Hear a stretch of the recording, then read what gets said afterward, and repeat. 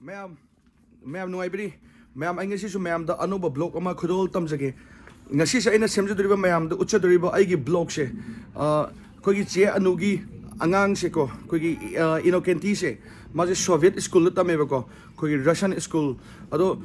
Soviet ki school aina high se ke na Soviet ki matam dagi leraba school neba. Che nugi masana tamise. Ado Soviet ki school se. Kamai tawi mugi chawa thakpa adagi school gi mong mato aduga school gi museum su lay na su high ba ko. Adu su changba yabra yengu se. Adu ai ma'am si uchar ke loi fog yeng bi ma'am thagat chari. Summer camp tawri neba ko. Asda kogi Ozana Satra Putoga, Sanahan Bokota Summer Games, Sile in again, Sangre Manning Manunga Hoshi Manunga Changbagi, some Hinerini. Soviet school never. Ah, actually, the first school is there. It's a new school. Assistant school, an open neighbor. Aduga Aribe school amasule she Soviet school ne Soviet ki matam dagi leraba school ne achino si class kya bole asigi schools da class 11 fau ko Manipuri khang mane alex koina khar hainab jadum bab ta hone do school manung di changbadi yaroi ba ko moi angang ge class nung taw bani na adu isu adu si school gi khogi sanabam hai ta angang singi si Siji kogi untar ko matam de ko siji isnong wang tangai gane ba ado siji kogi ice skating gum tawe na hai ado hojiti sida same ne tharis a same ko ta yamna chawe mo gi playground chu abone lais ado school gi surrounding chu ulake manung de chakmadi moi class tawri na hai ba ko ado khoine ta chakbu shu de permission lo da ba ya de ba phajana khoine khudak ta lak prina ado school gi surrounding amona yeng bade aduga akogi school sida su kogi cha thakpa loina breakfast lunch loina school sida loina taw bidone pura free da sida school gi playground ne khoji school na maning school gam chawe maning sida ado mogi school sida manung da ju kitchen ne bako kogi heater system ne mona thamije kogi winter matam da un kana tara asu ko kogi manung da sagat na ba adumang ngakta ne aduga school khudi maksu ground floor hape momo gi Soviet ki any humor su school where su any keno jaga business center bu where su any building se moi di ground floor hape ba leinung da thaina lan gi type to ko leinung loina hape makha da su myam lerang mani school se akoina changbado kamai to ge da moi di rules and regulations are myam leibini ko ne changbado yadre ba ko ado akoina school ina kentina school tambado ina su u yenge mo school na haiba adugi akoina lakpa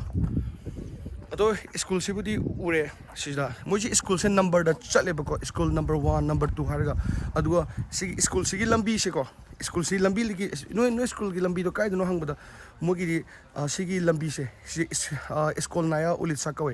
sigi id address maming se school street hain english da yamna line na ba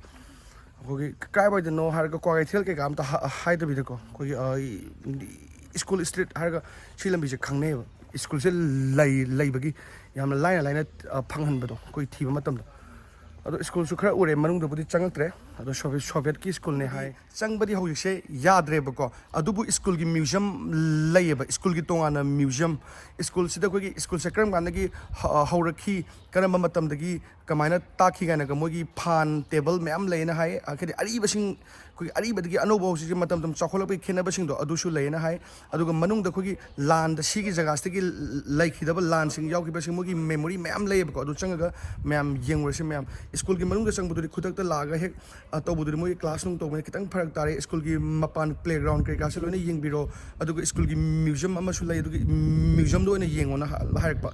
classroom sang da su school gi museum se ko yeng ase yam ti faje school gi museum le ne ga na siti am nga yeng onda si ko school never ko hoji ko ina kenti che nugi machana tami be school se 1930 dagi hawrki be school ne moina photo do moina photo da khona yek thok pare moina si je drawing painting oina si je na ko school se principal ne hai si school ari bane ba si je hoji puti anoba ma sare do 1930 dagi linkhala ba school ne si je school gi museum mai ta adu mogi firal se ko gi Russia gi male na mayai se adu duga mogi sigi lam ko gi Manipur gi firan sa to wan later ne mogi su lai ado sida uli pe firan se yeng si ko to sida ko ꯑꯩꯈꯣꯏ ꯒꯤꯍꯨ ꯇꯧꯔꯒ ꯊꯥꯡꯒꯣꯟꯁꯦ ꯑꯃ ꯁꯤꯀꯜꯗ ꯌꯥꯎꯏꯁꯦ ꯁꯤꯁꯦ ꯑꯩꯈꯣꯏ ꯁꯤꯁꯤꯅ ꯑꯩꯈꯣꯏꯒꯤ ꯒꯤꯍꯨꯅꯦꯕꯀꯣ ꯑꯗꯨꯒ ꯍꯥ ꯅꯨꯄꯤꯗꯣ ꯇ꯭ꯔꯥꯟꯁꯂꯦꯠ ꯇꯧꯕ ꯉꯥꯏꯔꯦ ꯑꯩꯈꯣꯏ ꯄꯨꯂꯞ ꯂꯩꯔꯒ ꯁꯤ ꯁ꯭ꯇꯥꯂꯤꯟ ꯂꯩ ꯑꯩꯈꯣꯏ ꯂꯥꯟ ꯇꯧꯔꯤꯉꯩ ꯃꯃꯥꯡꯗꯒꯤ ꯂꯩꯔꯝꯃꯕ ꯇꯦꯕꯜꯅꯦ ꯁꯨꯃꯥꯏꯅ ꯃꯣꯏꯒꯤ ꯁ꯭ꯀꯨꯜ ꯂꯥꯏꯔꯤꯛ ꯇꯝꯕꯁꯦ ꯁꯨꯃꯥꯏꯅ ꯇꯧꯋꯦꯌꯦ ꯑꯗꯣ ꯁꯨꯃꯥꯏꯅ ꯃꯣꯏꯒꯤ ꯁ꯭ꯀꯨꯜ ꯈꯨꯗꯤꯡꯃꯛꯀꯤꯗꯤ ꯑꯃꯨꯛ ꯏꯪ ꯁꯨꯃꯥꯏꯅ ꯊꯝꯃꯦꯕꯀꯣ ꯑꯗꯨꯒ ꯁꯨꯃꯥꯏꯅ ꯏꯒꯗꯧꯕ ꯑꯗꯣ ꯑꯩꯉꯣꯟꯗꯗꯤ ꯆꯟꯗ꯭ꯔꯦ ꯆꯥꯎꯕꯅꯤꯅ ꯌꯥꯝ ꯄꯤꯛꯑꯦ ꯊꯥꯏꯅꯒꯤꯅꯤ 1960ꯗꯒꯤ ꯂꯩꯔꯛꯄ ꯆꯤꯅꯤꯅꯦꯕꯀꯣ ꯑꯗꯣ ꯃꯣꯏꯅ ꯊꯨꯝꯃꯦꯅ ꯍꯥꯏ ꯑꯗꯣ ꯊꯨꯝꯕ꯭ꯔꯥ ꯊꯨꯝꯗꯕ ꯌꯦꯡꯒꯦ ꯁꯤꯁꯦ 1960ꯒꯤ ꯆꯤꯅꯤ 야, 톰미. 톰미. 스윗 컨펌. 톰미지가 시제. 톰미. 하우시 티켓도 시 1979dagi 모이다 사네요고. 그마이나 사나게 할 간다. 아코이드나 펜실나 수마이나 이젝션면에 콜롬노 따서 모이나 수만 넘버 맴 레이버고. 사나 넘버스. 34 тоже не, а вот 34. Да. 수마이나 34 하야나 34 수마이나 탐무도 마파마파다. 시제. 아도 모기들이 아시 사나바 하우버기 마탐 파우 레이리 1979dagi 사네. 시기 하우시 티켓 사나바기세 루파 아니 같은 피 2 ruble. ꯌꯥꯝꯗꯦ ꯑꯗꯣ ꯃꯣꯏꯗꯤ ꯁꯥꯟꯅꯕꯒꯤ ꯁꯣꯛꯄꯣꯛ ꯆꯍꯤꯐꯧ ꯂꯩꯔꯤꯕ ꯔꯦꯀꯣꯔꯗ 1979 ꯑꯩꯈꯣꯏꯔꯣꯝꯗ ꯀꯔꯝ ꯀꯥꯟꯗ ꯁꯥꯟꯅꯒꯦ ꯍꯧꯒꯦꯗꯤ ꯑꯩꯈꯣꯏ ꯈꯪꯗꯦ ꯁꯥꯟꯅꯕꯨꯗꯤ ꯁꯥꯟꯅꯩꯗꯤ ꯈꯪꯉꯤ ꯍꯧꯖꯤꯛꯇꯤ ꯑꯗꯨꯝ ꯁꯥꯟꯅꯔꯤ ꯃꯣꯏ ꯁꯥꯟꯅꯗ꯭ꯔꯁꯨ ꯃꯣꯏ ꯍꯧꯖꯤꯛꯁꯨ ꯑꯗꯨꯝ ꯁꯥꯟꯅꯔꯤ ꯑꯁꯤꯗ ꯊꯥꯔꯤꯁꯦ ꯃꯣꯏꯒꯤ ꯔꯁꯤꯌꯥꯟꯗꯀꯣ ꯁꯦꯀꯦꯟ ꯋꯥꯔꯜ ꯋꯥꯔꯗ ꯆꯦꯛꯅ ꯑꯣꯏꯅ ꯍꯧꯖꯤꯛ ꯂꯩꯔꯤꯕ ꯃꯐꯝꯁꯦ ꯁꯤꯒꯤ ꯖꯒꯥꯁꯤꯗꯒꯤ ꯁꯦꯀꯦꯟ ꯋꯥꯔꯜ ꯋꯥꯔꯗ ꯃꯤꯁꯦ ꯁꯤ ꯀꯩꯅꯣ ꯄꯥꯔꯇꯤꯁꯤꯄꯦꯠ ꯇꯧꯕꯅ 4579ꯅꯦꯕꯀꯣ ꯑꯗꯨꯒ ꯁꯤꯈꯤꯕꯅ 2142 ꯑꯗꯨꯒ ꯗꯤꯁꯑꯦꯕꯜ ꯁꯣꯛꯑꯒ ꯈꯣꯠꯂꯒ ꯍꯜꯂꯛꯄꯅ 900 ꯀꯣ ꯑꯗꯨꯒ ꯍꯧꯖꯤꯛꯀꯤ ꯑꯣꯏꯅꯗꯤ ꯃꯤ ꯑꯃꯈꯛꯇꯪ ꯍꯤꯡꯉꯦꯅ ꯍꯥꯏꯌꯦ ꯆꯍꯤ 99 ꯁꯨꯔꯦꯅ ꯍꯥꯏꯌꯦ ꯃꯥꯅ ꯂꯥꯟꯒꯤ ꯉꯥꯛꯇꯅꯦ ꯑꯗꯨꯒ ꯁꯤꯗ ꯂꯩꯔꯤꯕ ꯂꯥꯏꯔꯤꯛꯁꯦ sida ko hingi ba mi sing iramba magi punchi the thena gi ba lan gi adugi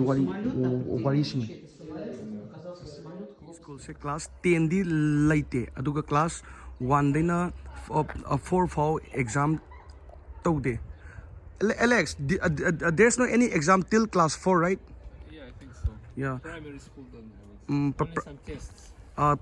Primary school na khoi class 4 fau di test macha di leiba ko aduga exam achobudi leite aduga atai gi school gi exam lei aduga class 10 leite class 11 fau leiba aduga sisna school gi museum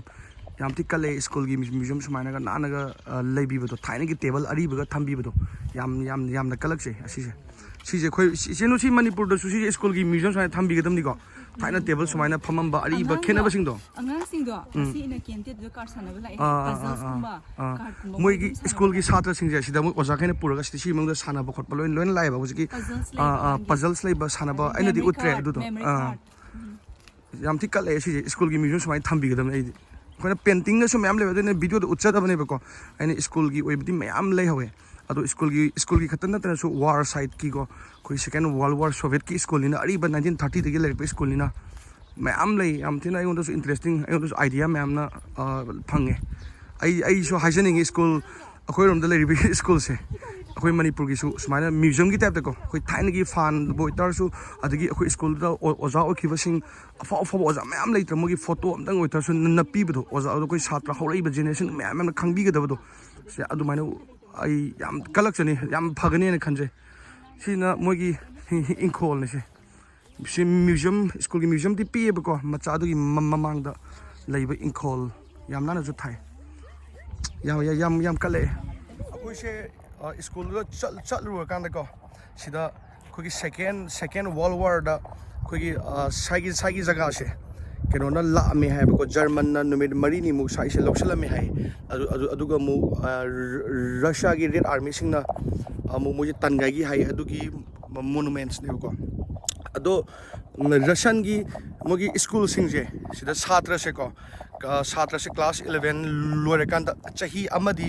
shifai army uram da bayati keno gi chenu gi macha se anh cái tí xe cái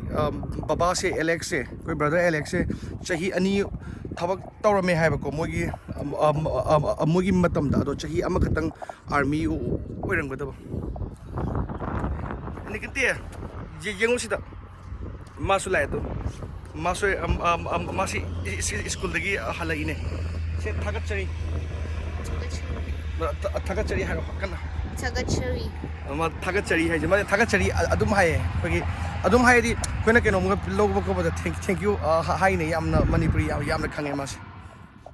mayam aigi ngasi gi video je side lotion jarge mathang gi video anoba su thagat charke adu ngai biro mayamna aina hai tai ta semjo mayamna yingbi bagi thagat chari asoba yaw su mayamna ngakpi gani mathang gi vlogs ta amuk thengna mayam 10 bidane yai fare mayam kangni pakna bye bye mayam